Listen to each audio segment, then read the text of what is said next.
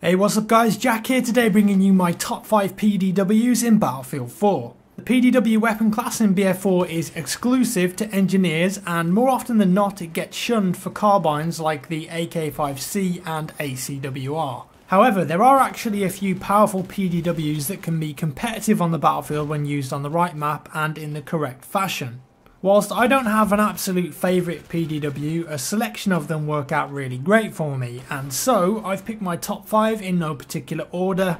Let's take a look. First up is the CZ3A1, and this PDW can absolutely dominate any assault rifle, carbine or LMG in close range. It's got a rate of fire of 1000 RPM. That's just insane. Hold the trigger down, blink, and you'll miss it, your entire magazine is gone. But with that magazine you can do some real damage, and you'll actually surprise a lot of players, especially if you can catch them off guard. The drawback of course with this weapon is medium and long ranges. It's almost completely useless if you can't see the whites in your enemy's eyes, so if you do find yourself having to engage at longer ranges, you've really got to control those bursts. The CZ has insane vertical recoil. I'd advise taking cover and attempting to flank and get closer to your enemy rather than engaging at longer distances. Keep moving, hip firing is your friend with the CZ, jump around like a lunatic and strafe. You can pull it off with this weapon. It's an absolute beast in close range. As for attachments, I like to use the Cobra sight, laser sight, flash hider and vertical grip. Also remember to turn your laser sight off when you're not using it. It will give your position away and allow you to be targeted through smoke. Up next is the AS-Val, certainly a well-known and popular weapon in Battlefield 3, but in BF4 I don't see it that often and I think it's overlooked. Most people just write it off. And the AS-Val's got a built-in suppressor, meaning that you can't use a barrel attachment with it, but it is the second most powerful gun in the PDW class. This bad boy puts out a maximum damage of 29 and a minimum of 16. Couple this with the 900 RPM rate of fire, and if you're patient, keep it stealthy and control your shots, there's a whole load of punishment to be dealt out. Remember though, you only get a maximum of 20 rounds in the mag and 1 in the chamber, so don't go around spraying wildly. You want to be hitting every shot that you can and utilising that high damage. Reload often, take cover behind crates and walls, and make sure that you're not moving when you shoot, and you'll be laughing all the way to the top of the scoreboard. It's really good, trust me. Just takes a bit of getting used to because of that vertical recoil, but the more patient you are with this weapon, the better. The AS-Val could quite possibly be my favourite PDW, but it requires a certain playstyle to be effective with it. As for attachments, I like to use Cobra and angle grip to reduce that first shot multiplier, and as I mentioned, the suppressor is built in and cannot be removed. Third in the list is the MPX, and I'd probably say that this is one of, if not the most popular PDW in Battlefield 4. To start with, it looks really cool. There's just something about it. If you equip a hollow sight suppressor and vertical grip, you look like a pretty legit Spec Ops dude. Definitely scores high in the badass points. The stats of the weapon aren't too shabby either. 25 rounds in the mag and 1 in the chamber. It's also the third highest damage PDW in the game, crunching your enemies with 26 max and 13 minimum. The beautiful thing about this PDW is that the recoil is incredibly easy to control. 0.4 horizontal on the left and right and 0.36 vertical.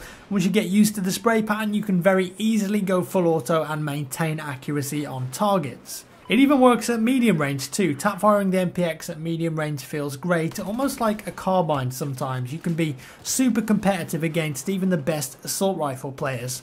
And of course, at close range, it's the king. It's also got a better than average tactical reload, the 5th quickest in the PDW class. I like to think of the MPX as a great all-rounder. It's pretty damn good in a lot of different scenarios, and my go-to attachments on this weapon are the Reflex, Laser Sight, Compensator and Ergo Grip. Go to town, have some fun.